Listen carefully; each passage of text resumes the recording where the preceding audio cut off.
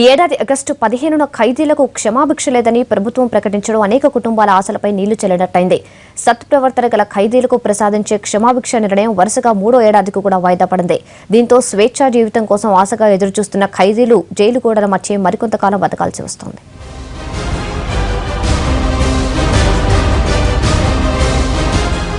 సత్ప్రవర్తనతో 10 ఏళ్ల శిక్షాకాలాన్ని పూర్తి చేసిన ఖైదీలకు క్షమాభిక్ష ప్రసాదించడం సాంప్రదాయంగా కొనసాగుతోంది. సాధారణంగా ఆగస్టు 15న ప్రభుత్వం ఈ నిర్ణయం తీసుకుంటుంది. అయితే గత 3 ఏళ్లుగా సత్ప్రవర్తన కలిగిన ఖైదీలకు క్షమాభిక్ష ఊసే ఎత్తటం లేదు. చివరిసారిగా 2012 అక్టోబర్ 2న గాంధీ జయంతి వేళ ఖైదీల విడుదల జరిగింది. ఆ తర్వాత రాష్ట్ర విభజన ప్రభావం, ఎన్నికలు, ఇతర కారణాలతో ప్రభుత్వం నిర్ణయం తీసుకోలేకపోయింది. ఆంధ్రప్రదేశ్లో గత ఏడాది జూన్లో కొత్త ప్రభుత్వం ఏర్పడినా ఆగస్టు 15కి ఖైదీల విడుదలపై దృష్టి పెట్టలేదు.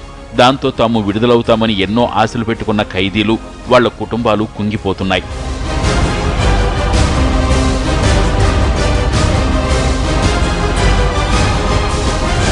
రాజమండ్రి సెంట్రల్ జైలు విషయానికొస్తే సుమారు 1500 మంది ఇక్కడ ఖైదీలుగా ఉన్నారు. వారిలో 80 మంది వరకు క్షమాభిక్షకు అర్హులయ్యే అవకాశం ఉంది. అలాగే మహిళా సెంట్రల్ జైలులో కూడా మరో 10 మంది దాకా క్షమాభిక్ష కోసం ఎదురుచూస్తున్నారు. గతంలో ఎన్టీఆర్, వైఎస్ఆర్లు ఎలాంటి ఆంక్షలు లేకుండా జీవోలు విడుదల చేయడంతో పెద్ద ఎత్తున ఖైదీలు విడుదలయ్యారు. ఆ తర్వాత ఆంక్షలు ఎక్కువయ్యాయి. దాంతో మహిళలు, ప్రభుత్వ ఉద్యోగులపై దాడులు, హత్యల్లాంటి నేరాలకు సంబంధించిన కేసుల్లో యావజ్జీవ కారాగార శిక్ష అనుభవిస్తున్న ముద్దాయిలు విడుదలకు నోచుకోలేదు. దీంతో శిక్షాకాలం పూర్తయిన వారు కూడా జైల్లోనే మగ్గిపోతున్నారు.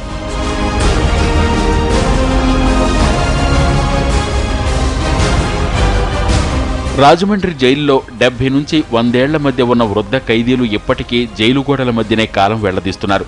విడుదల కావటం లేదని తెలిసిన ప్రతిసారి కొంతమంది మానసికంగా కుంగిపోతుంటే మరికొందరు అనారోగ్యం పాలై జైలులోనే మరణిస్తున్నారు. మహిళా వేధింపులు, భార్య హత్య కేసుల్లో కుటుంబాలు మొత్తం జైల్లోనే శిక్ష అనుభవిస్తున్న వారు కూడా ఉన్నారు.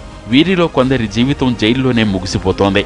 క్షణికావేశంలో చేసే నేరాల కారణంగా శిక్ష అనుభవిస్తున్న ఖైదీల కుటుంబ సభ్యులు మనోవేదనకు గురవుతున్నారు.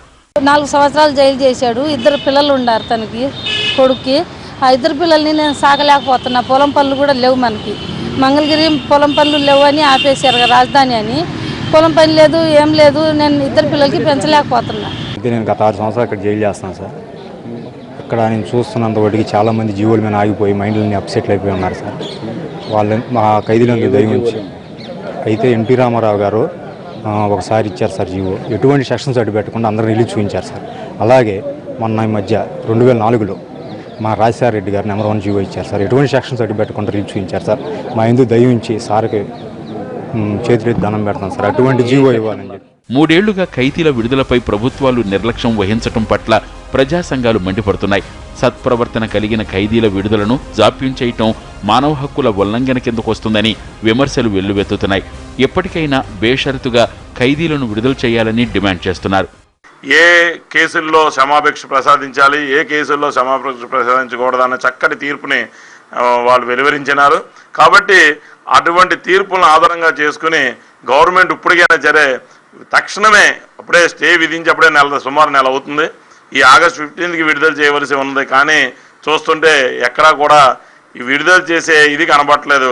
ఈ ఆగస్టు 15కు కూడా వాళ్ళు స్వేచ్ఛని కోల్పోయారు అని చెప్పి నేను ఖచ్చితంగా చెప్పగలను. ఖైదీల్లో మానసిక పరివర్తన తీసుకురావాలనే సదుద్దేశంతోనే ఓపెన్ ఎయిర్ ప్రిజన్ పెట్టింది. కాబట్టి వాళ్ళ యొక్క మానసిక పరివర్తన చెందిన తర్వాత కొన్ని కండిషన్స్ పెట్టి, కొన్ని గైడ్లైన్స్ పెట్టేసి దానికి అర్హులైన వాళ్ళని విడుదల చేస్తూ ఇప్పటివరకు కొనసాగినాయి 2 సంవత్సరాల క్రితం వరకు. కానీ 2 సంవత్సరాల నుంచి ఖైదీల నుంచి వివిధ రిప్రజెంటేటివ్స్ వెళ్ళినప్పటికి కూడా ప్రభుత్వం దాన్ని పరిశీలించకుండా నిర్లక్ష్యం వహించింది.